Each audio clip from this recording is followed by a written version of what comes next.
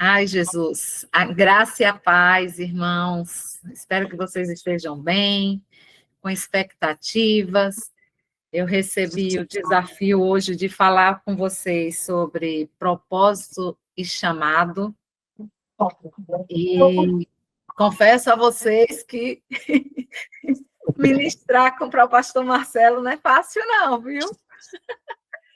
Por mais intimidade que eu tenha, meu irmão mais novo, eu posso puxar a orelha, mas nessa hora aqui, ele é autoridade acima de mim. Eu tenho muito respeito e consideração, né? Mas eu quero, antes de iniciar, orar novamente, agradecer a Deus pela oportunidade, pelo privilégio de poder estar reunida com vocês, mesmo que distante, agradecer a Deus e me submeter totalmente à unção do Espírito que está sobre a minha vida. Eu sei que existe uma graça já disponibilizada para esta noite, né? E que possa fluir, sim, que o Espírito Santo me guie em cada palavra, em tudo que nós vamos compartilhar. Antes de trazer para vocês, eu recebi, e já fui edificada no dia de hoje, eu espero e creio que vocês criem expectativas e sejam edificados também, como tem sido em minha vida, descobrir coisas simples da palavra, que muitas vezes parece que a gente não conseguia enxergar e entender com tanta clareza, e para mim isso hoje chegou com tanta clareza que eu só agradeço a Deus por esse momento e por essa oportunidade, viu? Em nome de Jesus, eu te agradeço, Pai, por esse momento, por cada palavra, por cada revelação, por cada inspiração que o Senhor trouxe ao meu coração neste dia. Amém? Quando o pastor Marcelo me convidou, eu estava me preparando para uma ministração que eu vou fazer amanhã. E o tema da ministração era quem é Jesus, né? E quando ele me falou hoje, eu meditando, o Senhor me trouxe assim um texto, me dando a direção daquilo que eu ia falar hoje à noite sobre propósito e sobre chamado. Eu quero que vocês leiam comigo duas passagens bíblicas que está lá em Lucas, que relata o momento em que foi anunciado o nascimento de João Batista e o nascimento de Jesus. Tá? A palavra fala, eu vou parafrasear aqui o início de quem era Zacarias, um sacerdote que servia no templo, um homem com coração íntegro, né, devoto ao Senhor, já de idade, e provavelmente ele tinha um sonho, porque o Senhor, ele não tinha filhos, né? E quando o anjo aparece para ele, o anjo diz assim: o Senhor ouviu as suas orações. Então, provavelmente, né, deixa claras as escrituras que ele era um homem que desejava ter um filho, mas que já estava numa idade avançada, tanto ele quanto a esposa, mas ele tinha um testemunho, né, de Abraão e de Sara, e provavelmente ele cria que aquele milagre poderia acontecer com ele. Então, quando o anjo aparece para ele e diz, informa ele que a esposa dele vai dar um filho a ele, ele não acredita, ele fica mudo. Mas aí ele diz assim, aí eu quero que vocês acompanhem comigo. No versículo 15, ele vai dizer: pois ele será grande aos olhos do Senhor, nunca tomará vinho nem bebida, nem outra bebida forte, será cheia do Espírito Santo, antes mesmo de nascer. Fará muitos israelitas voltarem ao Senhor, seu Deus, será um homem com o espírito e o poder de Elias e preparará o povo para a vinda do Senhor. Então, ele está descrevendo aqui, e eu quero que vocês reflitam, não precisam me responder, mas isso aqui é o propósito ou chamado de João Batista? Agora, eu quero que vocês adiantem um pouquinho. E nesse mesmo relato de que Lucas faz, que Lucas escreve na carta de Lucas, ele fala sobre o anjo visitar Maria. E quando ele visita Maria, ele também faz um relato de que Maria vai ter um filho, né? E aí ele vai dizer assim, aí eu quero que vocês peguem no versículo 32. Ele vai dizer, ele será grande e será chamado Filho do Altíssimo. O Senhor Deus lhe dará o trono do seu antepassado, Davi, e ele reinará sobre Israel para sempre. Seu reino jamais terá fim. O anjo está dizendo a Maria que ela vai ter um filho e está descrevendo o que o filho dela é. Mais uma reflexão para vocês. Essa descrição do que Jesus é o propósito ou é o chamado que ele descreve para Maria? Ainda que não precisam ainda me responder, mas eu quero ver com vocês e nós vamos lá para o início, onde Deus cria todas as coisas, para que a gente consiga entender exatamente o que é propósito e o que é chamado, né? Nós temos dois relatos, duas características de duas pessoas que estavam nascendo na mesma época. Nós sabemos que João Batista e Jesus são primos, né? E que tinham uma diferença só de 6 meses. Nós sabemos também, antes de eu ir para lá, que João Batista ele é retirado da região por conta de Herodes na época, que quando Jesus foi nascer, ele mandou que matasse todas as crianças com até 2 anos, que era para não correr o risco do Messias, que o sábio já tinha informado que tinha chegado, sobrevivesse, né? Para que ele não perdesse o reinado. Então, o que acontece? Provavelmente, João Batista ele é retirado da região, assim como Jesus foi retirado, e João Batista foi criado distante de Jesus, né? Mas até aí, eu quero que vocês segurem essa informação e eu quero que vocês vá comigo lá em Gênesis, no capítulo 1. E vamos ver o que Deus faz. Quando Deus cria todas as coisas, ele chega lá no capítulo 1, quando ele diz assim, no versículo 3, no primeiro dia, ele disse, haja luz e houve luz. Ele separou, e ele diz assim, e houve luz. E Deus viu que a luz era boa e separou a luz da escuridão. Deus chamou a luz de dia e a escuridão de noite. Então, ele criou a luz e o propósito da luz foi fazer a distinção entre dia e noite. No segundo dia, ele criou o céu e águas. Então, ele disse, haja um espaço, aí no versículo 6 já, tá? Haja um espaço entre as águas para separar as águas do céu e da terra. E assim aconteceu. Deus criou um espaço para separar as águas da terra, das águas dos céus. Deus chamou o espaço de céu. Então, Deus criou e separou, e aí criou o céu. No terceiro dia, terra, mares, vegetação, e mais adiante ele vai dizer, e assim aconteceu, Deus chamou a parte seca de terra e as águas de mares. Então, com Deus começou a criar as coisas e dizer qual a finalidade de cada uma. Então, Deus disse, eu estou no versículo 11 já, produz a terra vegetação, o propósito da terra. Produz a terra vegetação, toda espécie de planta com semente, árvores que dão fruto com sementes. As sementes produzirão plantas e árvores, cada um conforme a sua espécie. Aqui foi no terceiro dia. No quarto dia, o sol, lua e estrelas. Quinto dia, os pássaros e peixes. E toda a criação, ele dizia para que servia cada criação, conforme a sua espécie. Não é isso?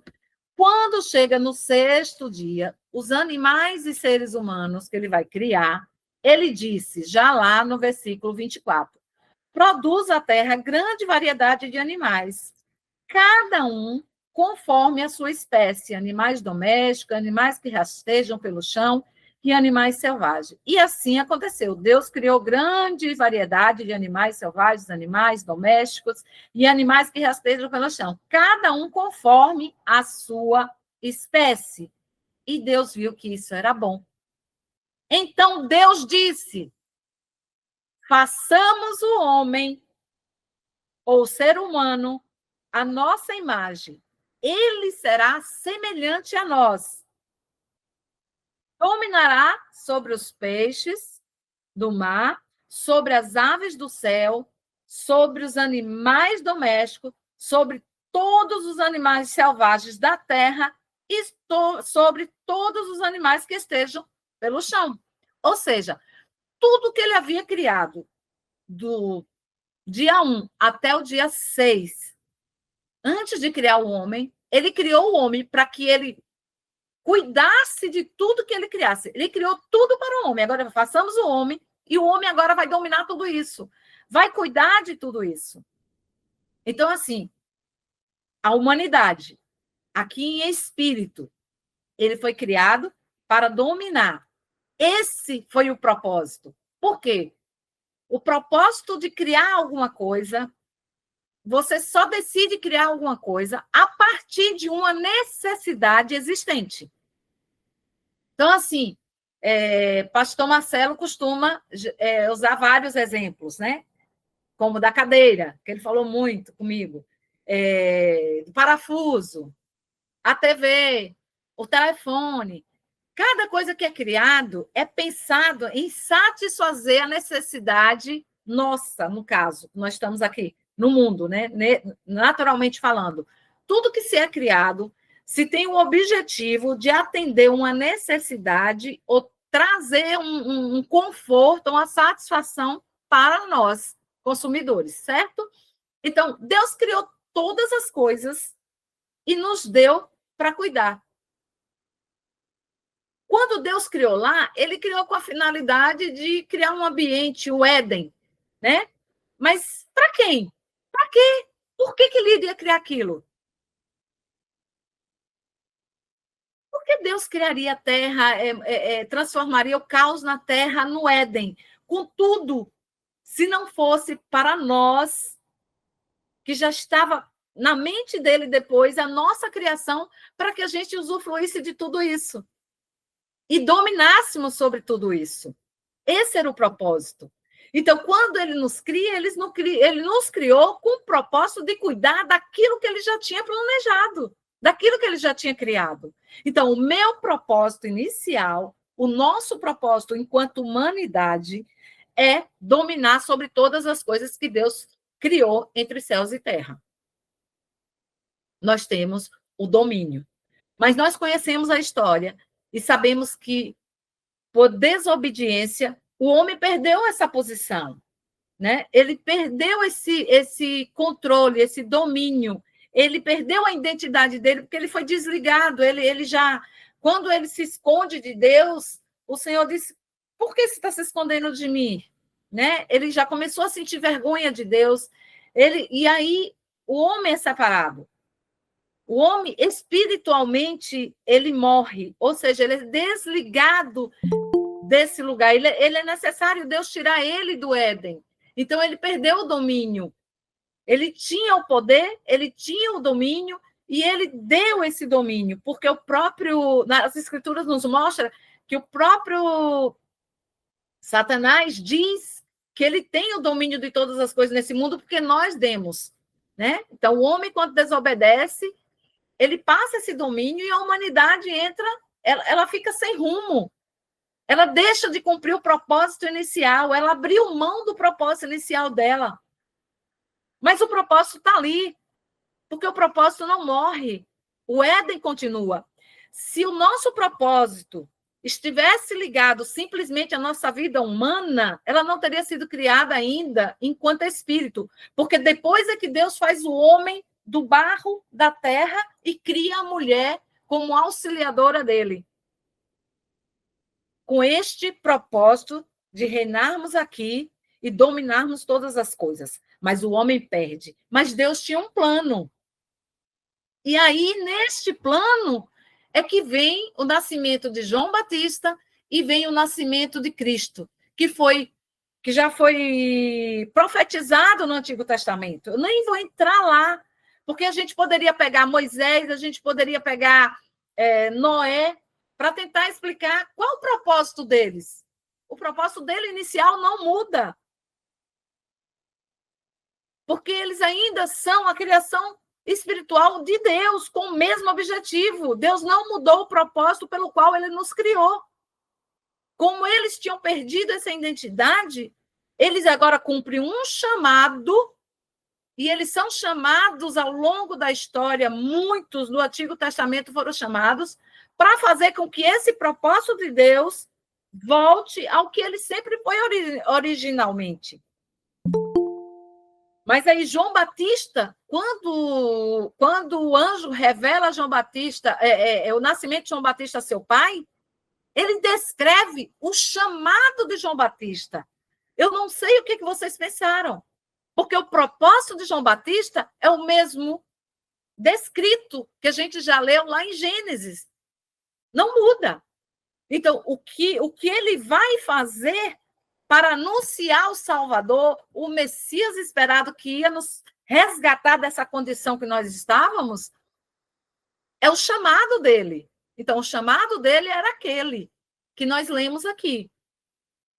Vamos ler novamente, para ficar claro? Vocês estão entendendo? Então, assim, e quando ele fala com Maria, deixa eu pegar aqui. Quando ele fala com Maria,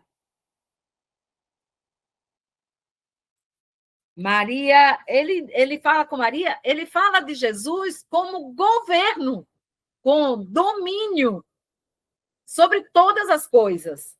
Então, a descrição que o anjo faz para Maria é diferente do tipo de descrição que o anjo faz para João Batista.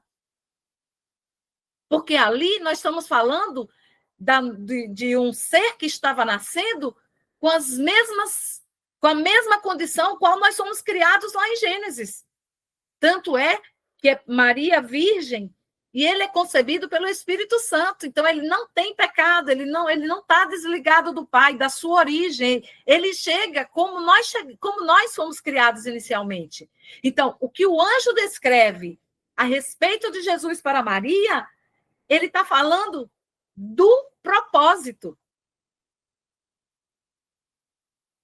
que foi o propósito da criação do ser humano. Que eu fechei aqui. Então, vamos lá. Ele diz, pois João Batista, ele será grande aos olhos do Senhor. Nunca tomará vinho nem outra bebida forte. Será cheio do Espírito, e antes mesmo de nascer. Fará muitos israelitas voltarem ao Senhor. Qual era o propósito dele? Anunciar a vinda do Senhor. Fazer com que as pessoas se arrependessem. Esse era o propósito, não, me perdoe, gente, o chamado de João Batista, porque o propósito está lá na nossa criação, quando Deus nos criou. Mas quando ele fala com Maria, ele diz que Jesus será grande, será chamado Filho do Altíssimo, o Senhor Deus lhe dará o trono do seu antepassado Davi e ele reinará sobre Israel para sempre. Seu reinado jamais terá fim. Ou seja, ele está falando do reinado de uma autoridade que nos foi dado lá em Gênesis e que em Adão nós perdemos. E a própria palavra vai dizer, em outra passagem, que por um homem o pecado entrou, pelo outro a gente vai receber a vida eterna, a gente volta à condição original e seremos justificados diante de Deus. Então, assim, só para vocês entenderem o que é propósito e o que é chamado. O propósito ele não vai mudar. Você faça o que quiser. Você pode até sair dele. Sair dele não, você pode até não considerar ele. Ele vai continuar ali. Ele não vai mudar. Então, o propósito de Deus para a nossa vida, independente da gente conhecer, ou das pessoas no mundo conhecerem ou não as verdades da palavra, o propósito de Deus para a criação dela, porque ele é o criador, ele foi quem pensou o ser humano, e quando ele pensa o ser humano, ele pensou para uma finalidade, para uma função, que é governar sobre todas as coisas que ele tinha criado para nós. Então, assim, essas pessoas podem não saber e não estar no seu propósito, né? E não cumprir esse propósito aqui na Terra, fazer outras coisas fora do seu propósito. Mas várias pessoas podem ter chamados, todos nós somos chamados, né? Então, assim, por exemplo, um médico, uma pessoa que quer ser médica, naturalmente, o chamado para ser médico, se ela foi chamada para ser médica e não ministro necessariamente, eu creio e acredito que essas pessoas que têm vocação para a medicina, ela tem que ter, no mínimo, o desejo ou o desejo de cuidar de pessoas, ou ela ter uma, como é que se diz, não estar conformado com doença ou com morte, é não aceitar, se recusar a aceitar esse tipo de coisa e ter um amor tão grande por conta da enfermidade e ter amor pelas pessoas que ela se propõe a estudar e aprender mais para ajudar aquele que não tem saúde divina, que não desfruta de saúde divina ainda, até por falta de ignorância. Então, essa pessoa vai ter dons e habilidades nelas que vai favorecer ela exercer aquela função. Então, ela tem um chamado que vai cumprir o propósito quando é feito por amor, em prol do bem do próximo. Porque tudo aqui é em prol do próximo. Jesus disse: o maior mandamento que eu te dou é que você ame o outro, assim como eu amei vocês. Então, assim, o nosso chamado nos ajuda a cumprir o propósito. Tudo que a gente faça aqui vai nos empurrar para cumprir o propósito. Eu posso ser efetivo ou não no cumprimento do meu propósito. Eu posso estar fora dele, né? Mas mesmo assim eu vou estar produzindo aqui. Mas você pode estar no chamado errado. E em algum momento nós seremos cobrados. Eu não sei se vocês estão conseguindo entender como eu estou colocando essa questão do propósito e do chamado. Então, assim, quando Jesus vem e aí ele cumpre o propósito dele, através do chamado, ele exerce o chamado dele cumprindo o propósito que é reinar aqui. Ele não pode cumprir o propósito simplesmente na crucificação, porque o propósito é eterno e nós somos eternos e ele é eterno. O propósito dele é reinar para sempre. O anjo disse a Maria, o reinado dele é para sempre, então o propósito dele é para sempre. Agora, o chamado dele, ele tinha um chamado de nos reconciliar com Deus, que quando ele morre naquela cruz e ele é ressuscitado, ele paga a nossa condenação.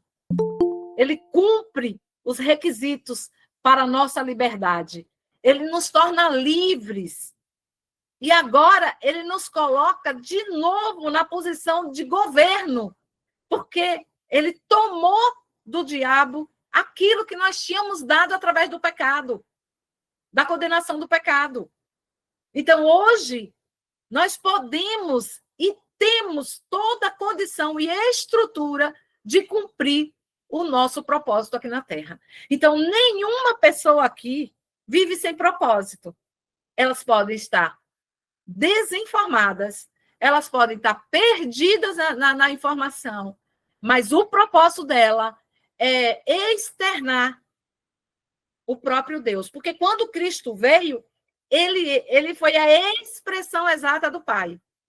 Porque até a nossa visão de Deus era distorcida.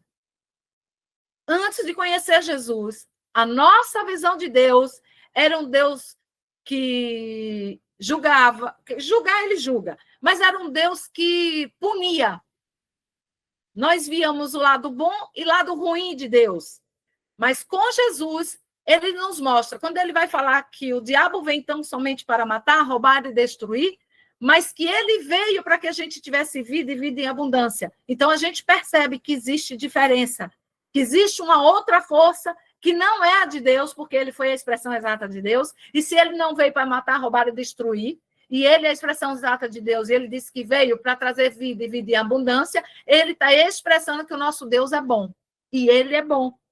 Então, Jesus veio para expressar quem verdadeiramente é o nosso Pai, qual é a nossa natureza, e agora resgatado dessa maldição que estava sobre nós, como nós poderíamos ser e como nós teríamos de volta toda a autoridade sobre tudo aquilo que Deus criou para nós. E é por isso que nós temos autoridade sobre todas as coisas. É por isso, e em nome dele, é claro, nele, é claro, porque todas essas coisas vão se cumprir quando nós estivermos com ele efetivamente. Porque nós somos espíritos.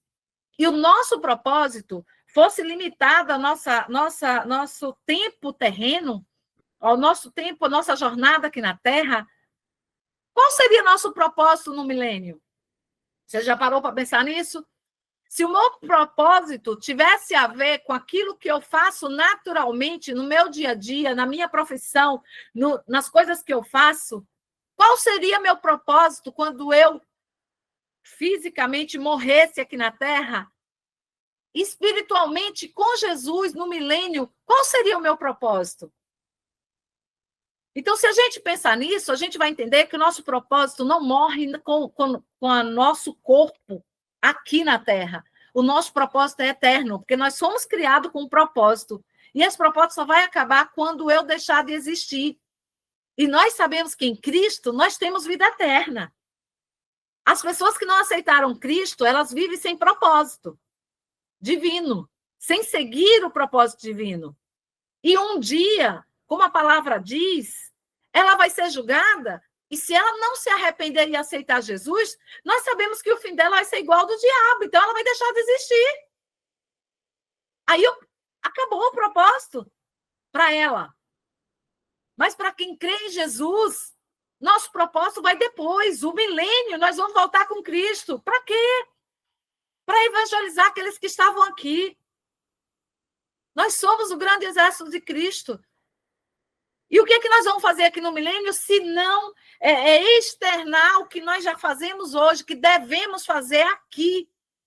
O que Cristo é, a glória de Deus, a bondade de Deus, o amor de Deus. Agora eu te pergunto, você está cumprindo o seu propósito? Seja lá qual a sua função hoje, qual o teu chamado hoje, onde você está exercendo, o que você está fazendo, qual a tua profissão.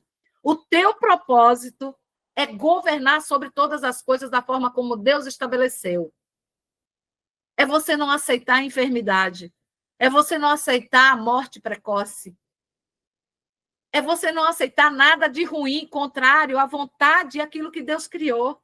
É você não aceitar as circunstâncias negativas. O teu propósito é fazer com que tudo isso, ao longo do teu chamado, exercendo o chamado, tudo isso funciona como não era antes, como deveria ser no Éden. Vocês estão conseguindo me entender? Então, propósito foi o motivo pelo qual Deus nos gerou. Deus nos criou com um propósito. Assim como quem criou um ar-condicionado, criou com o propósito dele refrigerar o ar. Assim como criou o carro para nos locomover. Esse é o propósito do carro. Você pode até pegar o carro, enfeitar, guardar e não usar. Ele não está cumprindo o propósito dele. Ele está lá só uma peça a mais. Mas o propósito dele não mudou. Assim somos nós. Nosso propósito não muda. As pessoas que estão no mundo, o propósito dela não mudou. Elas podem até não estar considerando, mas foi estabelecido porque elas foram criadas. Gente, quando eu era criança, a coisa que eu mais me perguntava era por que eu existia. Eu sempre raciocinava e dizia, não faz sentido uma pessoa nascer, crescer, morrer e acabou. Principalmente quando eu olho para o mundo e vejo tantas diferenças. Se o meu Deus é bom, o mundo, a vida não pode ser só isso. Não pode mesmo. E não é. Isso é que é importante. E quando isso cai em revelação no nosso coração, irmãos, fica muito mais fácil a gente ler e entender a Bíblia. Isso caiu como revelação. Acreditem. A gente, às vezes, até prega por conhecimento, mas muitas vezes nos falta revelação. E hoje, a revelação do propósito definido por Deus e que não muda, independente de circunstância, independente de lugar, independente de época da sua vida, não muda. O que muda é seu chamado. Porque eu trabalhei em banco 30 anos, ali eu exercia um chamado, trabalhando naquela área e favorecendo as pessoas e expressando, quando eu conhecia a palavra, o amor de Deus em cada pessoa que estava ali na minha frente, proporcionando o melhor para cada uma delas. Hoje eu sou aposentada. Hoje o meu chamado muda. Hoje eu estou aqui conversando com vocês e eu entendo que o meu chamado, e acho que ontem orando, gente, eu tenho convicção e assim, é necessário que a gente faça isso com mais urgência, porque Cristo está voltando. Tem pessoas que conhecem Jesus, o homem, e ama Jesus. Ontem eu senti Jesus, assim, a compaixão tão grande por um senhor que eu conheci. Ele descrevia Jesus e falava de Jesus com tanto amor. Mas quando eu virei para ele e disse assim, mas o senhor reconhece que Jesus era Deus? O próprio Deus que se fez carne? Ele fez, não, porque eu não acredito no seu Deus. Ele só ama Jesus e conhece Jesus, o homem. E isso não é suficiente para ele ser salvo. E eu senti a compaixão, Jesus dizendo para mim, este homem me ama, mas não me reconhece.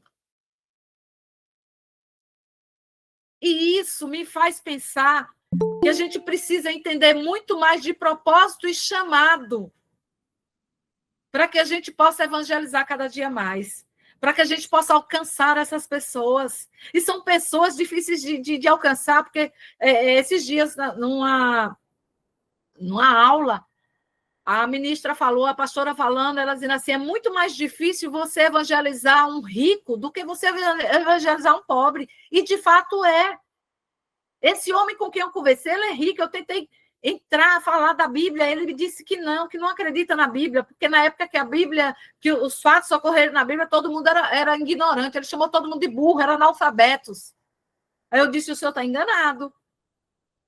Não é bem assim. Só que ele não quis continuar a conversa, e eu sei que o senhor vai proporcionar, porque a compaixão que eu tive por ele, Jesus falar isso para mim, é porque ele foi tocado de alguma forma pelo que eu falei. Esse é o nosso chamado. Nós não podemos perder uma oportunidade naquilo que nós estamos fazendo para evangelizar, para apresentar o Jesus, o cabeça, aquele que morreu por mim e por você, aquele que nos colocou na posição de autoridade. E que eu só tenho que glorificar o nome dele, o poderoso nome dele, e agradecer a Deus por revelação, por sabedoria e pela palavra, por todos esses que escreveram essas escrituras, para nos ensinar, para ser luz. A luz chega e a gente consegue receber revelação. E a luz chegou ao meu coração. E eu creio em Deus, e a minha oração é que tenha chegado ao coração de cada um de vocês, pelo poder do nome de Jesus. Amém?